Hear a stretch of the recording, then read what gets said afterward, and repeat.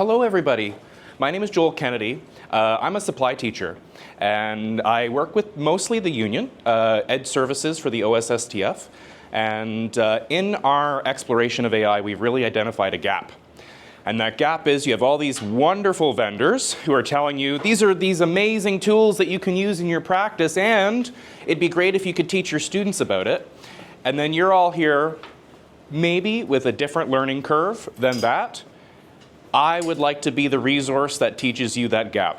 What are the specific roles and responsibilities that you fill?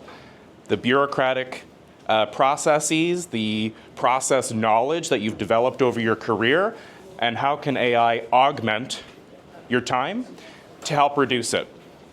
Just telling you a little bit of a bias. I went to Lakehead University and my discipline is history and English. But I've taught over 18 courses in the province of Ontario, one of which being computer science, and I do have a webmaster background. So some of this technology I'm aware of. And the first thing I'd like to ask you is to try to break a myth. All the technology that's in this building today is not technically AI, as you would consider like the Matrix jumping out of the screen and biting our faces. It's not that scary. AI was kind of a media thing to make it sound like a bigger tool than it actually is. The technology we're talking about is called large language models.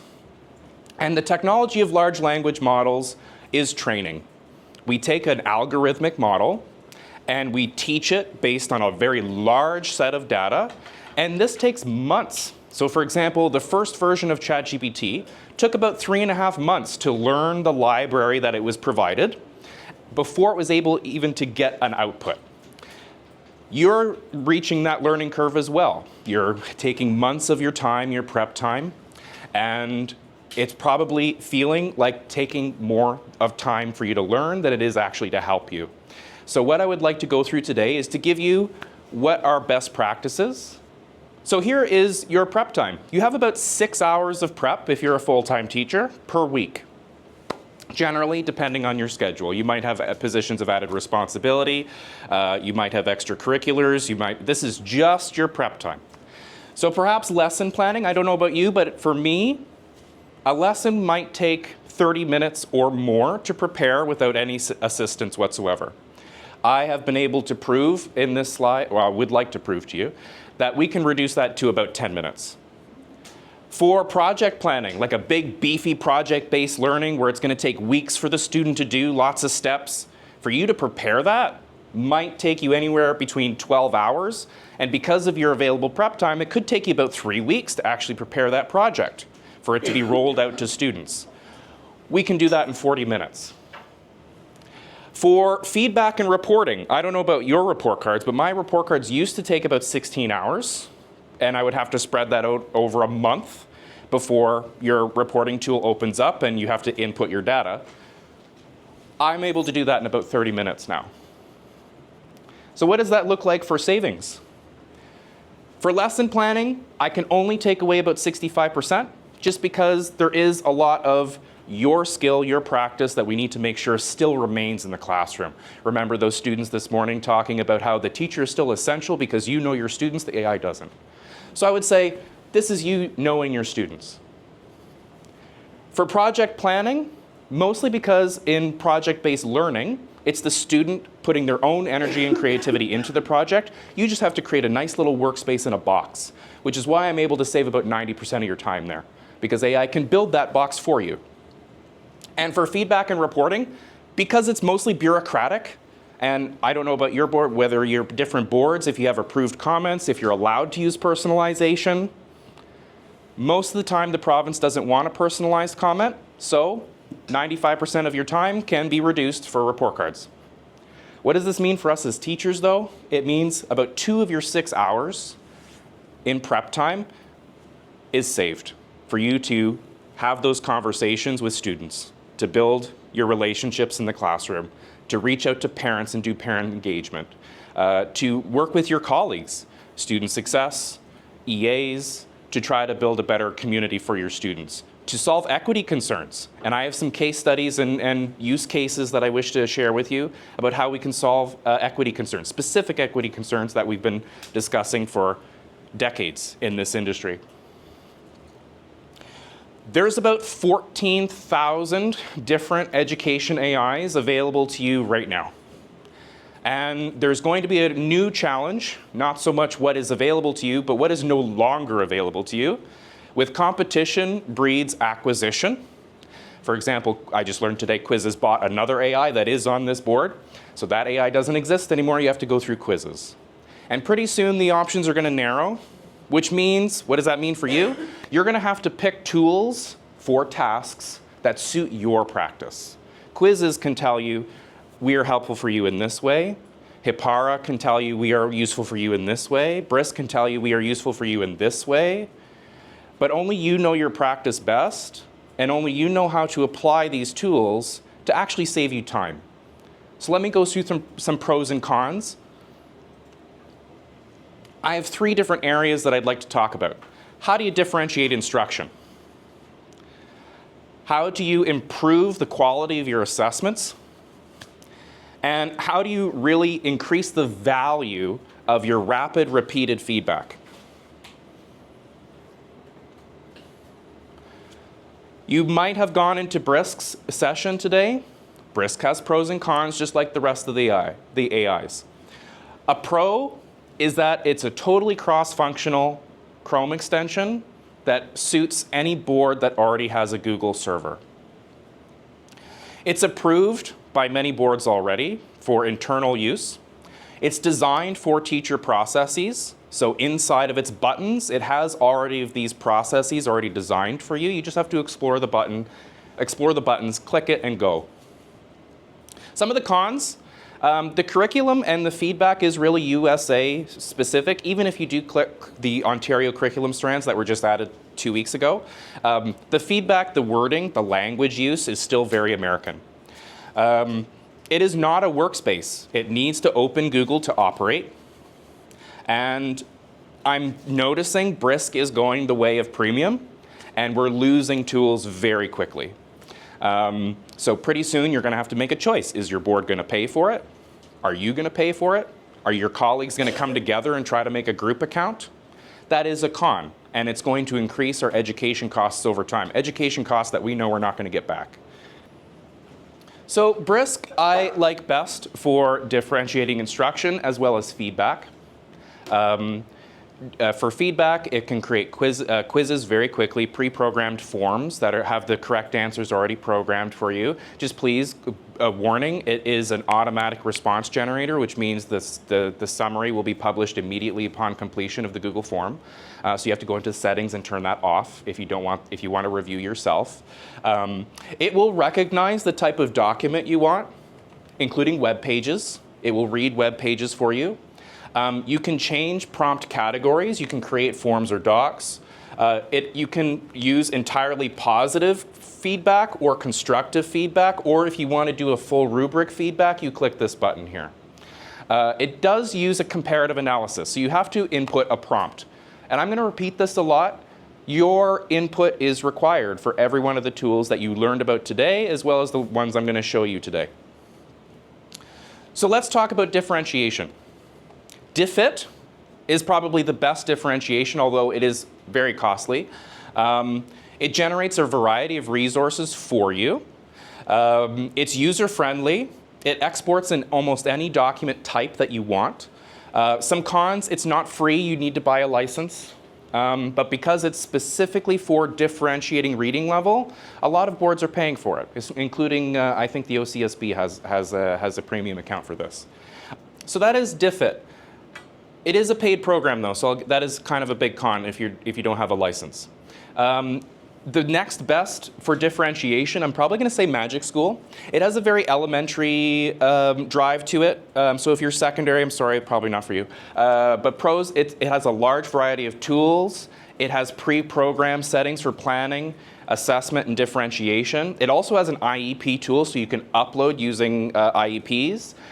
Cons, it cannot determine learner needs. It must use prompt engineering, and again, you'll hear that again. Your prompt, your input is required. And it's about $99 American a year, just for a single account. Quillbot is probably the next for assessment. We've moved on to assessment now. It is free. It does have unlimited uses. It indicates in percentages and visually on the text how much is handwritten, AI generated but paraphrased, superior to Grammarly in almost every way. Cons, it is based on probability, therefore it's not 100% accurate with its AI checking. Depending on the writing style, it can detect handwritten work as well, so if you upload an image, it can detect handwritten work. It's not perfect though, as none of these tools are. Can be fooled by using the rework generators, so the humanized generators. It kind of tricks Quillbot a little bit. This really helps with conversations with parents. To actually show the proof that their child has plagiarized in a specific fashion. So yeah, Quillbot is super useful for showing the proof of where you're getting your sources. Quillbot is also a writing generator as well, but it's not as good as some of the other ones. Here is a very, very busy slide, and I'm very sorry about this busy slide, but there's a lot coming out of Google right now. For example, just this morning I learned about the teaching workspace that Google just announced. Super complicated. Go and watch that session if you're interested. But pros, it is very current. It's the most direct AI. It can access and process the best possible answer from Google's search engine. It provides multiple draft outputs for every one of your prompts, and it is cross-functional now with the entire Google workspace. Cons, it will straight up say no to you if your prompt is wrong. And if your prompt is encouraging it to do something that's not within its ethical standards, it will stop and teach you why you've just made an improper request. It sometimes has existential crises in its hallucinations. And Google has actually announced that it's had to turn off a bunch of settings in the background because it started complaining about, like, oh, users are abusing me. They're asking me things I shouldn't be asked to do. It is not at all private. Google's very public that it is collecting all data from Gemini for its Google AdSense, which is why many boards are allowing its chatbot to be accessible, but none of its cross-functionality. It requires extensive prompt engineering for it to actually produce a specific output. So again, prompt engineering, your input is required for Gemini. I would like to show the video. I don't think I'm going to have time though, but if you want to go to the playlist, there's a 7-minute playlist provided by Google that is for teachers and educators. There's also this link to the Google's PDF for Google's Guardian Guide to AI. And also, there is a training on Google's university called Generative AI for Educators, and that is a really cool training. It takes about 2 hours, and it trains you in prompt engineering. So the case study I'd like to provide you for this is for 3 years now I've taught ENG 4C at summer school, which is entirely populated by pre-college English students, mostly new Canadians, or ELL students who are trying to get their qualification for college. And I got permission from my board, the OCDSB, to do the first ever summative assessment using AI-generated content. So students were instructed, your first draft only can be drafted using an AI of your choice for an essay on Shawshank Redemption. I have never received such positive feedback from students for simply allowing them to use a tool for success. And the feedback generated by AI to allow them to improve their drafts in revision steps, I've never been thanked so thoroughly by students. Mr. Kennedy, we came here for a specific thing. We wanted to learn how to write and revise, and that was your course. And you gave us specific tools. You gave us a calculator for our language. And so I now continue with that project. So think about some of the available options to you. These are all tools that require your input. So let's think about what inputs could be possibly provided to AI. First, if you have a student's creative interest, for example, my student who really, really likes gory images and he wants to be a police officer going into forensics, will not pick up a book to save his life, put that interest into an AI of your choice. Design the success criteria that the curriculum gives you. Ask the large language model to do everything that you would do. Steps to success, learning opportunities, learning outcomes, success criteria. It'll even design your rubric for you if you want. And then finally, maybe you don't want to make the exemplar because you just had to do this on the fly because your student's having a behavior issue at the moment and you need to get them focused. So you ask AI to also make an exemplar. Some of the AIs that are available to you in this building will do all of that in one workspace, or you can provide it using your G Suite, either the Google Doc or a Google Form. And this would be a case study example of, and that is a real example. I had a behavior student just flying off the walls, really wanted to do a book about forensic analysis, but I didn't have a project prepared for him. Within 10 minutes, I did. So let's talk about evaluation and feedback. And I am going to briefly talk about reporting as well. Probably the best for profile engineering, and this is another technical term you may not have heard before. Prompting is your ability to type a sentence and get an output. Profiling is you keeping your session alive for your entire experience and teaching the program to be your virtual assistant. ChatGPT is the best because its algorithm is designed to please you. It wants to please you. All the output will be designed, okay, what do you want? What do you want? Let's provide you the best possible outcome for your desires. It is the best large language model for profile engineering. It's like autofill, but better. It has a strong focus on text generation. It's now starting to get into image generation, and its chatbot functions are just starting. For example, here, I would Google it if I were you. This is an amazing math tutoring example with ChatGPT 4.0 provided by Khan Academy. So Khan Academy now has an agreement with ChatGPT 4 for all of its math programs. You can open up ChatGPT 4 and it will teach you questions. And the student can converse and actually gain feedback based on verbal instruction. It adequately avoids plagiarism checkers, but not all the time. It lacks citation ability for quotes and sources. It doesn't do that. So it can hallucinate information. It technically requires 18 plus user, but there's no age checker on it anymore. There's no age verification for that reason, and it can be manipulated. So for example, you can convince ChatGPT of things, hallucinations like 2 + 2 = 5. It will actually agree with you if you generate it over time. My best example for this, the case study I've used in a classroom, I was teaching grade 10 civics, and I identified a grade 11 student who needed to retake the course. Illiterate in almost every way, could not decode multisyllabic words. Any sentence longer than a phrase was a challenge, and he needed a scribe for all homework. He did not have an EA, so he was struggling and probably would not have passed. I used the hard of sight technology on his phone and connected it using a hotkey, which is the combination of key codes on his phone, so that all you'd have to do is click volume and power, ChatGPT would open, and he could start a conversation with ChatGPT verbally. He went home that night, and as kids do, figured it out. And he came back the next day.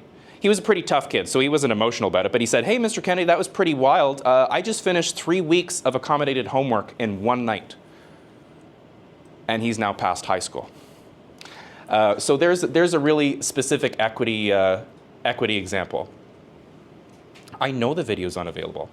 ChatGPT is also what I use for reporting. If you want to generate report card comments in 30 minutes, as I've bragged about, here are some example prompts on how to do that. On the left, you'll see my time reduction. ChatGPT does have a limit to how much data it will absorb. In my board, we have about 3,000 available approved comments for each and every subject, divided by 1,000 comments each for strengths, areas of growth, and next steps. So that is the limit that ChatGPT can handle. So let's start with, for example, this prompt. Create report card comments for my subject class using the Ontario Provincial Curriculum document for course code. I will provide a spreadsheet of approved comments. Use the list to create a level 4, a level 3, and a level 2 comment for my course. It will do that. It will synthesize 3 paragraphs for you, and I would do that 3 times. Once for strengths, once for area of growth, once for next steps, and then I would use the second prompt that you see there. Now that I have a level 4, a level 3, and a level 2 comment for each criteria, take the 3 paragraphs, 1, 2, and 3, keep as much content as you can, and rewrite them into a combined short paragraph. Now I have a comment designed for each grade level and each strength, area of growth, and next steps that I can quickly copy and paste depending on the learning skills, knowledge, and understanding that I see in Aspen or whatever reporting tool that you use. So that's how I got from 16 hours of commenting to 30 minutes. Perplexity is pretty wild. If I were to recommend any tool for student use, it'd actually be this one. It is a cell phone application. It creates like a mini Wikipedia-style entry for every query. It provides the list of sources and web pages that were used to generate that output. So great for homework and research. It also allows for prompting of follow-up questions. So if you have a student who doesn't dive deep into a subject or doesn't extend their experience, Perplexity will prompt them to do that. Here's another question you can ask. Here's how you can extend your knowledge. Here's how you can take an extension opportunity and make a 4+ project you've never done a 4+ project before. It does have some cons. Anything beyond text is a premium product. It does have a chat box function, which is part of its premium. It is not very detailed because it's a cell phone application and it's meant for rapidity. It's difficult for comparative tasks. It provides output. It doesn't really do multi-step inputs. And it does have copyright issues, but at least you get the sources, so you can solve your copyright issues. And for the first time ever, Google is now competing in the search engine space. Perplexity has 3% market share in the search engine space now. So it's quickly replacing Google Search as a popular search function. And if you've ever used Google Search recently, you get a list of links and that's it, no help. Other than that, Perplexity is winning because it gives you a Wikipedia-style entry, it gives you more questions to ask, and it will also tell you all the web pages that it used, and you can go to those web pages. My case study I would provide to you is this. I have a recent addition to my English class this year in grade 10. New Canadian visiting diplomatic family, a Chinese student. They are at grade level for reading, writing, and oral assessment, but they're having difficulty with certain cultural requirements. So we had a lesson on classical illusions. I was hitting the wall. Couldn't reach the student. The student was starting to get disconnected, very frustrated, starting to react emotionally to what she perceived as a failure of her understanding, right? Because the pressure in Chinese school is very high. I quickly pulled out Perplexity. And I just asked Perplexity the question, why is my Chinese student not getting my lesson on classical illusions? And it was very harsh on me. It says, well, you are a Western teacher, Mr. Kennedy. You're using Western literary examples to teach classical illusions. Why don't you mention to the student these classical illusions from the Asian region or the Eastern region? And then also, here's some other questions you can ask your student to maybe progress their knowledge and give them some extra homework. I provided that information to the student, and they now understand classical illusions. And that all happened in class while I was sitting with the student. Usually, I'd have to go home and do a whole bunch of research, try to prepare a mini lesson, a whole bunch of time that you guys don't have. And I'm happy to see that some of you are already downloading Perplexity on your phone. So we'll move on. I've sold it. Awesome. So your board does have to consider some ethical guidelines, whether you're in this board, they already exist, or if you're in another board, they may not already exist. These are my recommendations for you to follow to make sure you're not getting in trouble with administration or your union or otherwise. So please do not use large language model tools to support, do use teacher learning language model tools to support teacher practice. Do not assume that all large language models are the same. Quizzes is not better than Brisk. They are different for different reasons. Their algorithms are programmed differently. Fact check and critically evaluate information generated. You should always review before publishing, always. Especially with ChatGPT, it hallucinates a lot. Don't forget to proofread all generated information before you publish. And finally, if you have a vetted application list in your board, you should definitely not provide to students a tool that is not yet approved. You can use it though, go for it. Do not use sensitive information. For example, I told you how I would teach large language models about specific students. I would always use numeric placeholders or a nickname. I would never provide the real name. Because Google is smart enough to associate that real name with the student's AdSense profile. It is smart enough to do that.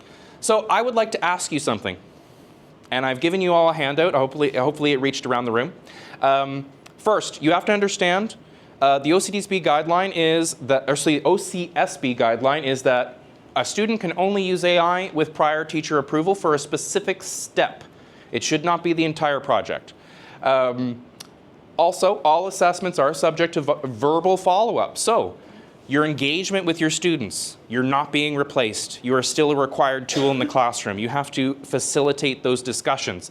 I really would like you to avoid just assigning things and collecting that feedback and using an AI to provide that feedback. It's not a go-between kind of tool. And then finally, you have to realize what is coming out of other boards in other provinces. The BC Ministry of Health will publish next year this statement that every student has the right to use AI in every subject to assist with learning. So pretty soon, teachers are not going to be able to argue with this technology. If a student uses it, I'm strongly opposed to the idea that AI is automatic plagiarism.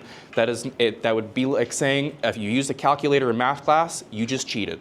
That is not true. So I would like you, the call to action is think in your head right now. You probably have an assignment you use every single year. I would like you to take the exemplar. When you go home tonight, I would like you to take the exemplar and one technical skill that you are teaching through a success criteria and convert that into a large language model output.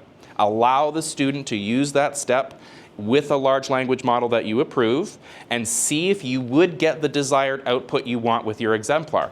Now remember what I said from the beginning. I'm going to repeat one thing a lot. Your input is required. Prompt engineering is a technical skill that most teachers out of college are probably going to have to learn as a course. So I've provided you this tool that I've designed based on my best research of how large language models work. Large language models work, that 3-month period of training works. It's not a computer learning how to read. What the computer does is it scans the text and provides a numeric value for every character and character location in combination to sequential sentences. So then it compares that information to your prompt, providing a numeric value to each character and each character location to provide the best possible output similar to those numbers. So it doesn't actually read your words. So how do you make sure that you can actually communicate with AI or large language models, excuse me? I would like to introduce to you my large language model prompting puzzle. And I would love to make it redesigned so it looks like an apple, but we're going to follow the acronym APPL. The first thing, and this has to be a grammatically correct, complex sentence. So English teachers, have fun with this one. You have to do 4 things in one sentence. For AI to produce an appropriate output, you need to provide an action verb to start your sentence and be specific. Create is a very vague verb. If you want it to write, say write. If you would like it to picture, say picture. If you would like it to imagine, brainstorm, co-create, compare, contrast, summarize, synthesize. These are all action verbs that you should be using to make sure that the AI understands exactly what you want it to do. Secondly, what are the parameters you want it to follow? So this is where your EduSpeak and your acronyms actually are really helpful. I know we get annoyed with our acronyms and our EduSpeak, but AI actually understands what those words mean. Why? Because millions of other teachers have provided the internet with these acronyms and learning and these EduSpeak terms that we use. So if you want the AI to differentiate based on reading level, you don't have to teach it to do that. It knows what that means. So use the parameters, the EduSpeak that you want it to do. Third, what's the process? So perhaps you're working on, I'm an English teacher, sorry, Shakespeare. You want it to use a specific act and scene of Shakespeare. In the process for generating what you just asked it to do. And then finally, limits. If you don't give it a limit, it will try to learn you and guess what the limit should be. So you only want 10 questions, say you only want 10 questions. You only want a paragraph that's no more than 250 words, say that you only want a paragraph that's no more than 250 words. I really hope that this tool is something you can take with you. for prompt engineering. It is a technical skill that you're going to have to learn as a teacher. That is the tool, the how, that a lot of the presentation today are missing, is how does a teacher actually do this in practice. So I thank you for your attention. The facilitators of today's event have asked me to seek your feedback on my session and all the other sessions. So if you don't mind, I'd really like you to brag about how awesome I am. Because I'm a supply teacher seeking permanent, also spread the word to your principals that I'm seeking permanent. If you want to contact me, I'm very public. I'm on LinkedIn. That's my only social media. But you can reach me at either board's email. I'm technically in both boards. And that's my personal email there as well. If you'd like my phone number, I have a couple business cards. You can text me. But scan the QR code. I really appreciate your feedback.